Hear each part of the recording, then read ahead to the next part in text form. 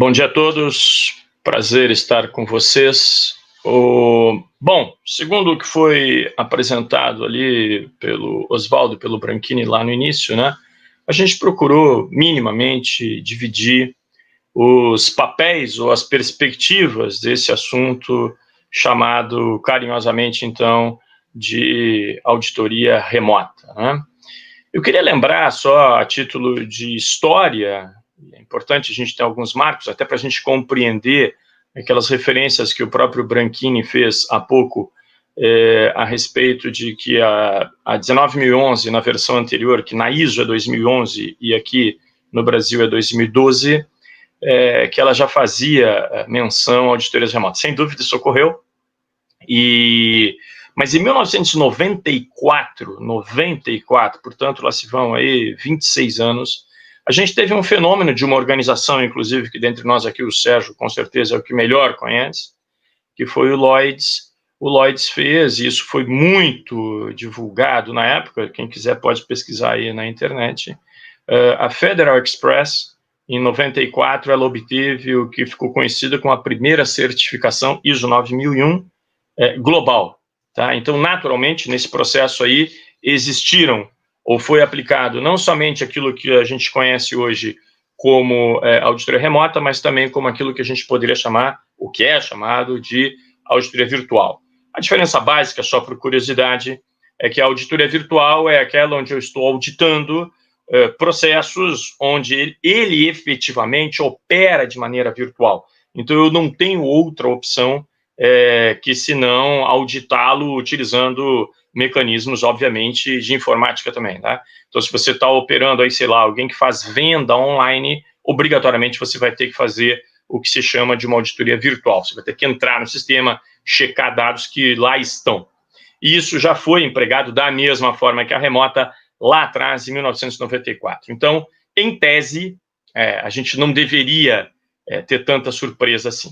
O que ocorre, e eu gostaria de chamar um pouco a atenção para esse ponto, é que, no momento, o que nós estamos vivendo é, por um lado, o desafio dessas chamadas auditorias remotas. Claro, ninguém estava tão preparado assim, por mais que até eventualmente já conhecesse o assunto, dessas chamadas auditorias remotas, mas nós também temos um segundo desafio, e que eles não necessariamente precisam acontecer ou sempre aconteceram no mesmo momento.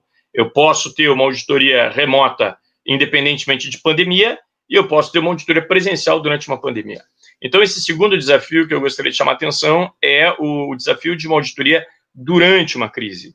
Então, na realidade, o que a gente está se colocando hoje, ou o que nos foi colocado hoje, é um desafio duplo. Então, ao mesmo tempo, o planeta precisou aprender e se ajustar rapidamente para realizar auditorias remotas, em função da impossibilidade do auditor se encontrar presencialmente nas organizações, mas também colocamos aí um segundo desafio, que foi esse da auditoria durante uma crise. Só para dar uma palhinha, sem fazer muito spoiler do que eu estou querendo dizer com uma auditoria durante uma crise, é o seguinte: seguramente, por menos que tenha sido, ou por menos impactante que tenha sido, algum tipo de ajuste, algum tipo de adaptação ou de mudança, uma organização qualquer precisou fazer no período que a gente pode considerar aí ali entre fevereiro e março de 2020 para cá.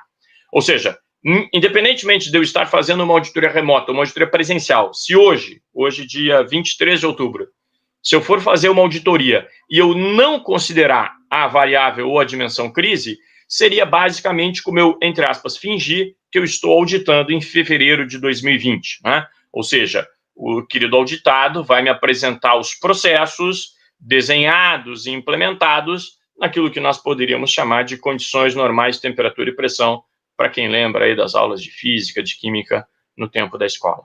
E que é exatamente o que nós não temos hoje. Ou seja, seguramente muitos ou diversos ou vários processos, procedimentos precisaram ser ajustados nesse momento que nós estamos passando, tá? Então, de fato, o que a gente está falando é de dois desafios simultâneos. E é sobre isso que eu vou falar, então, um pouquinho.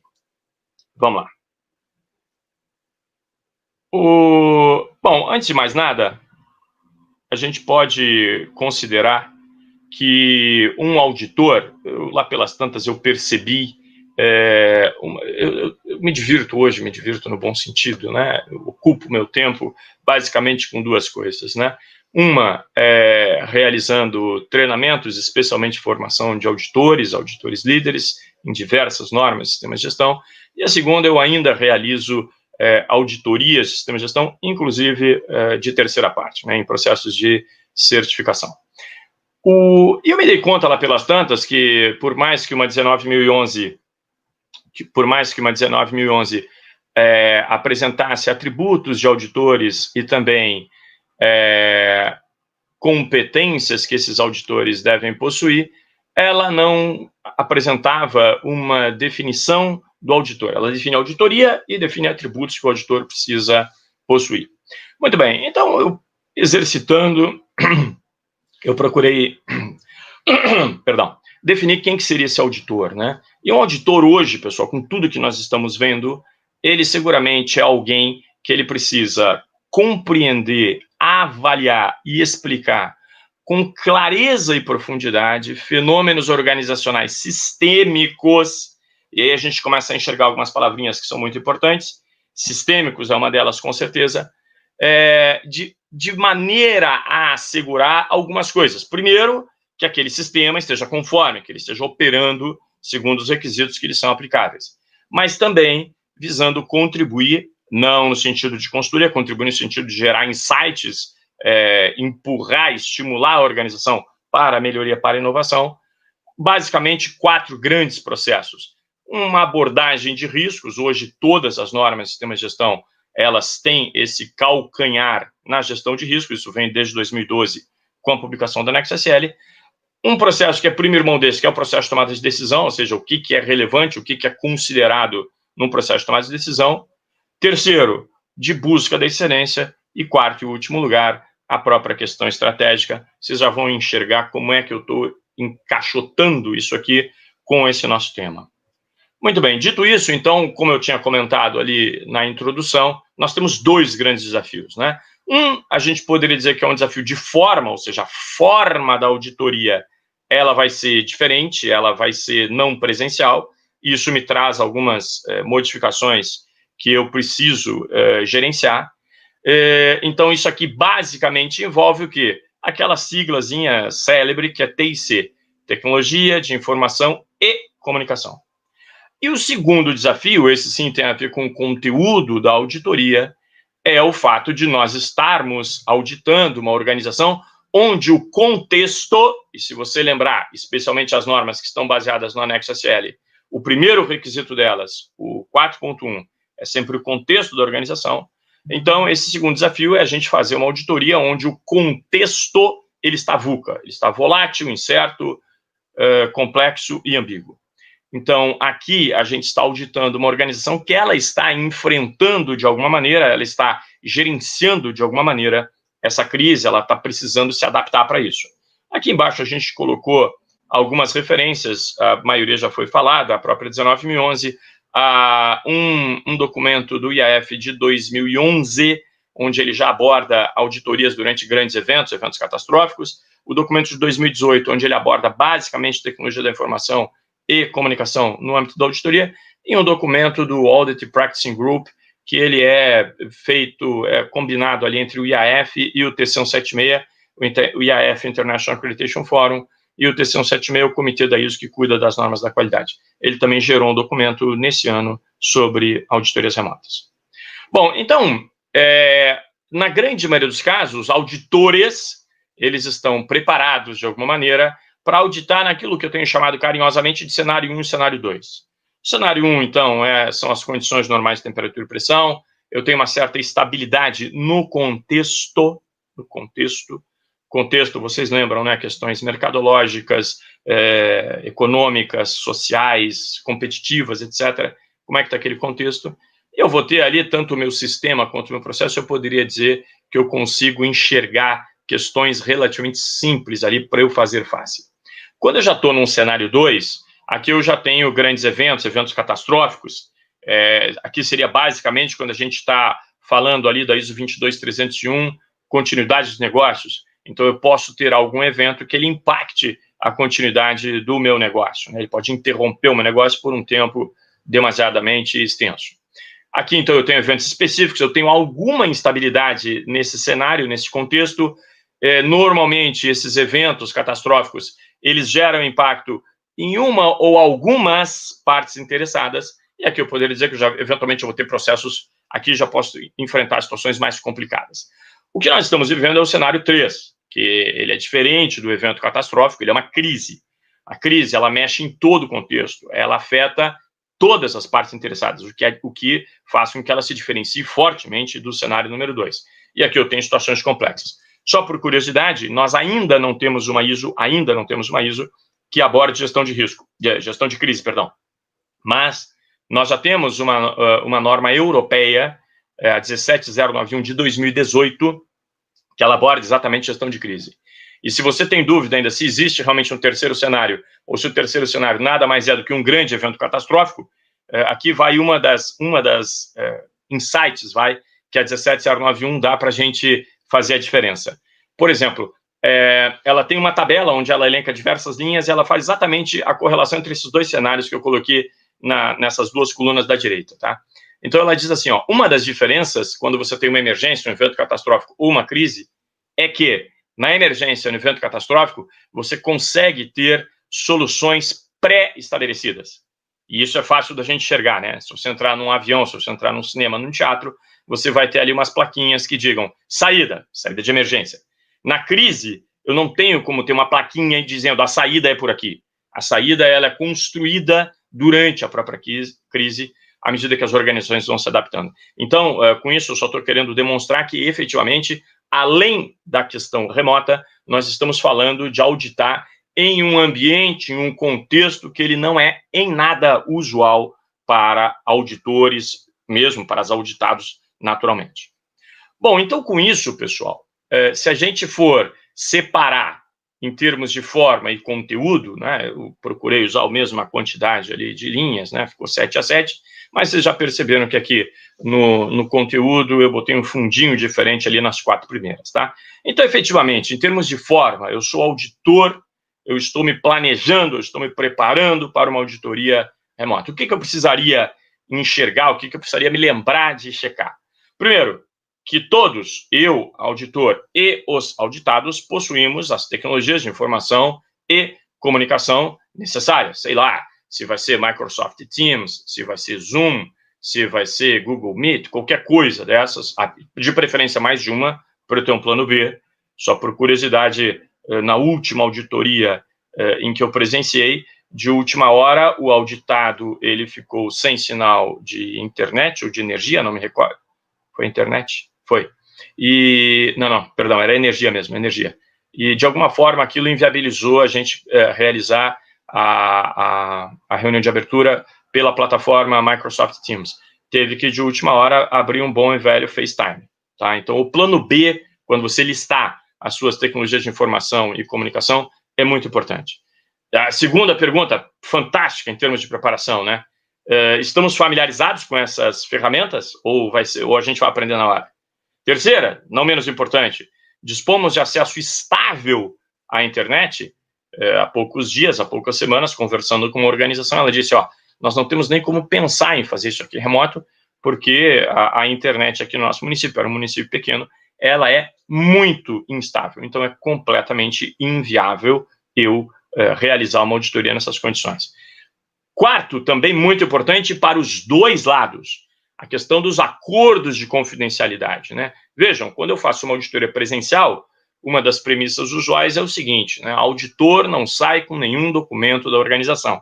Muito bem, mas eventualmente numa auditoria remota, eu posso ter algumas situações onde eu vou acessar ou vai me ser enviado algum documento. Então tem que ficar muito claro que o meu acordo de confidencialidade que ele cobre, eventualmente, até algum documento que o sujeito lá na correria me passou por WhatsApp, a coisa que eu valha. Esse acordo de confidencialidade também ele vale no outro sentido, né? Eu costumo dizer que, normalmente, além das tecnologias de comunicação que a gente vai usar para a auditoria em si, você vai abrir mão de alguma outra que ela seja utilizada especialmente para questões de ajustes de agenda, ou coisa que eu valha, por exemplo, um WhatsApp.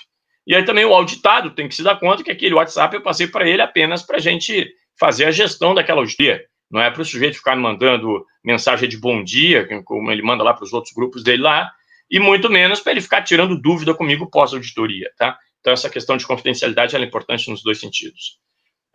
Uma quinta questão que ela é interessante também, né? Eu consigo autenticar com quem eu estou falando, porque vai me aparecer um rosto e um nome, né? Quer dizer, quando eu estou ao vivo ali, eventualmente eu tenho o crachá da criatura, tem todo mundo chamando ali o sujeito pelo nome e tal. Essa também pode ser, especialmente para aquelas organizações que eu ainda não conheço, né? Sexta, a gente vai ter acesso seguro aos documentos e registros? Seguro, quer dizer, que ele não vai estar fazendo alterações ali na hora.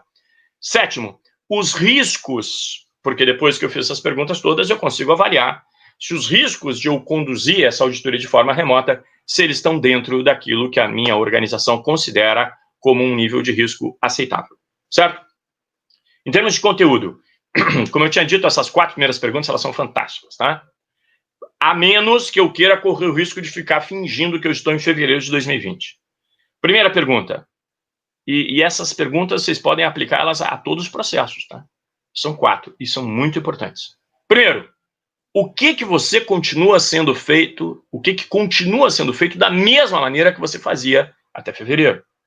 Alguns processos da organização seguramente continuam sendo feitos da maneira como eles foram desenhados originalmente, nenhum tipo de modificação foi necessária. Segundo, o que você continua fazendo, mas precisou adotar uma maneira diferente? Pode ser um exemplo tão simples quanto uma reunião de análise crítica de sistema de gestão, que até pouco tempo atrás era absolutamente presencial e passou a ser remota. Tão simples quanto. Terceira pergunta. O que você precisou começar a fazer? Há poucos dias ainda, conversando com uma enorme organização, eles tiveram que liberar ativos da empresa para enviar para a residência de alguns funcionários que não dispunham, por exemplo, uma cadeira com maiores cuidados ergonômicos, eventualmente um notebook. Imaginem, a organização não tinha desenhado um processo, em termos contábeis, inclusive, para eu liberar a saída de um ativo da empresa para a residência de um funcionário. Imagina, a galera da segurança, como é que eu vou ter que explicar para os caras da noite para o dia, olha, a partir de amanhã vai sair daqui alguns ativos da empresa, eles estão indo para a casa do funcionário. É uma mudança que pode não ser tão simples assim. E quarto e último, dessas 4 principais, o que essa organização, o que esse processo teve que parar de fazer, porque ele não está conseguindo fazer nesse momento. E aí mais 3, até para empatar com 7-7. O papel da liderança, aquela norma que eu fiz referência, 17091, muito interessante, ela mesma diz com todas as letras que um líder até efetivo, eficaz, eficiente, em condições normais de temperatura e pressão, não necessariamente é um líder que vai ter os bons atributos para gerenciar uma organização em um momento de crise. Sexta, o próprio processo de tomada de decisão, essa mesma 17091, ela diz que durante uma crise, os processos de tomada de decisão, a grande maioria deles, para não dizer a totalidade, eles se revestem de um caráter de dilema, não são decisões tão simples. E o sétimo, e muito importante ponto também em termos de conteúdo, como é que essa organização revisitou, ou está revisitando, ou não fez nada, e está uma zona, a questão das metas, porque todo sistema, ele inclusive é requisito, eu tenho que definir objetivos. Então, em uma auditoria, sob o ponto de vista do auditor, como é a encomenda, a gente tem que cuidar tanto dessas questões de forma, quanto dessas questões de conteúdo. Não esqueçam, nunca, de baixo para cima, uma organização, né, se eu pegar lá a operação, eu tenho lá processos e indicadores associados a esses processos. E de cima para baixo, nós temos estratégias e metas. Inclusive, essas coisas têm que conversar. Essas metas, obviamente, elas devem estar associadas ou devem ser vinculadas aos indicadores. O que uma organização precisa fazer, especialmente nesses momentos agora, é o quê? É adaptar suas estratégias, mas ela deveria, ao máximo possível, procurar manter os seus processos. Por quê? Porque aqueles processos, eles foram desenhados para assegurar a satisfação do cliente ou de outra parte interessada que o sistema de gestão esteja focado. Aqueles processos foram desenhados para manter os riscos dentro de níveis aceitáveis. Então, idealmente, o que deveria se fazer nesse momento é, eu ajusto as estratégias, mas o processo, a minha operação, eu digo isso porque lá bem no comecinho da crise, uma das perguntas que eu mais recebi por rede social, por WhatsApp, etc., foi, tá, então agora liberou geral, tá tudo dominado, não podemos fazer, não precisa mais cumprir procedimento nenhum. É exatamente o contrário, não é, pessoal? especialmente quando a gente está falando em um momento de crise, aí mesmo que eu deveria me agarrar aos meus procedimentos, porque é aquilo ali que garante não só a satisfação do cliente, mas também que todos os meus demais eventuais riscos estão sob controle. O que eu precisaria é apenas, o que eu precisaria sim é ajustar a minha estratégia.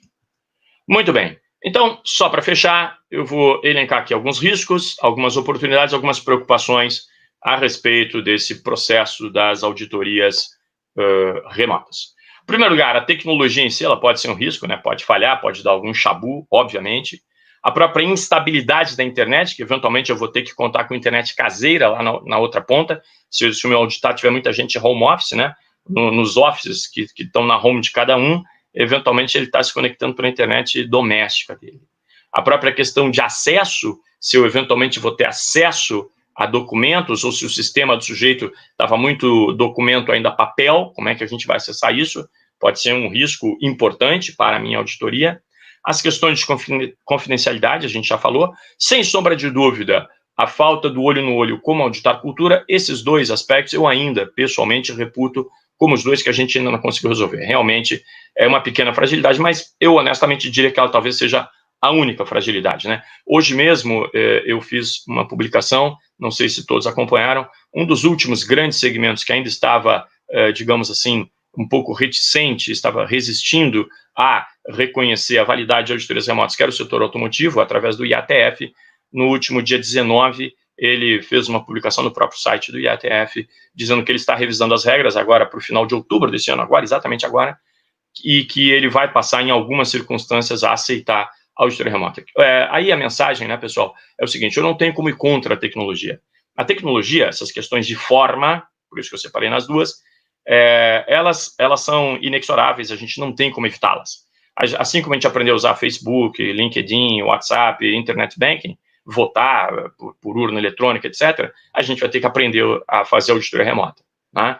Eu não tenho como ir contra isso. Provavelmente, no futuro, a gente vai ficar aí com uma combinação das duas abordagens, até para eu conseguir tirar o que de melhor cada uma delas pode oferecer. Eu também tenho oportunidades. A própria tecnologia em si, aquele documento de 2018 do IAF, ele já menciona lá literalmente até o uso de drones. Imaginem, ao invés de eu ter que caminhar, mesmo que seja com um veículo, por altas distâncias, eu posso usar drones para visitar, por exemplo, se eu estiver auditando uma construtora que está abrindo uma obra, abrindo uma estrada, perdão. Eu tenho a possibilidade, eventualmente, isso já me aconteceu, de eu entrar no sistema do sujeito, o ERP, o software que gerencia a operação da organização. Ele me dá um acesso que eu não consigo mexer em nada, mas eu consigo consultar o que eu quiser. Isso aumenta, inclusive, a profundidade da minha auditoria e até a minha amostra, porque eu não tenho, com todo o meu carinho e respeito, eu não tenho que ficar tomando cafezinho e, eventualmente, batendo uns papinhos ali com o auditado. Eu vou mergulhar no sistema dele. Com isso, eu vou obter um melhor aproveitamento do tempo. O próprio Branchini já mencionou nas questões de sustentabilidade de custos, sem dúvida, elas são inegáveis. E eu também poderia falar até a própria qualidade de vida do auditor. Eu não vou precisar ficar aí perdendo horas e horas e horas viajando. Preocupações. Aquele próprio documento, uma síntese daqueles documentos que eu mencionei lá no início, a gente pode tirar algumas preocupações importantes. Ao assistir imagens, a gente está vendo imagem em tempo real ou a gente está vendo um vídeo gravado? Uma boa pergunta. A gente está conseguindo capturar tudo sobre o local remoto ou a gente está sendo guiado por imagens selecionadas? Eu mesmo já tive a oportunidade de pedir para o sujeito mandar uma planta baixa da área, e aí quando foi alguém lá com a câmera do próprio celular, eu ia orientando o sujeito: agora aqui eu quero que você entre à direita, ali você vai, eu pedia que ele ia mostrando para frente, eu quero entrevistar aquela senhora ali, e tudo bem. Ao planejar uma entrevista remota, a gente vai ter uma conexão estável à internet, a pessoa ser entrevistada, ela está familiarizada com isso, eu havia comentado lá no início, né? Os processos e os locais a serem auditados, eles podem ser realisticamente auditados de maneira remota? Você pode ter uma boa visão geral das instalações, equipamentos, operações de controles, e, por fim, se você pode acessar todas as informações relevantes. Na medida que a gente conseguir gerenciar aqueles riscos, né, essas preocupações, e a gente considera que aquelas oportunidades valem a pena, como eu tinha dito lá no início, se a gente considerar que isso aqui está ok, a gente consegue tranquilamente realizar essa auditoria. Claro, talvez únicos pontos ali são aquela questão realmente de cultura e olho no olho. Muito bem, o que eu havia planejado, o que eu havia preparado para compartilhar com vocês nessa apresentação inicial era isso. Me desculpe se eu me estendi um pouco no tempo.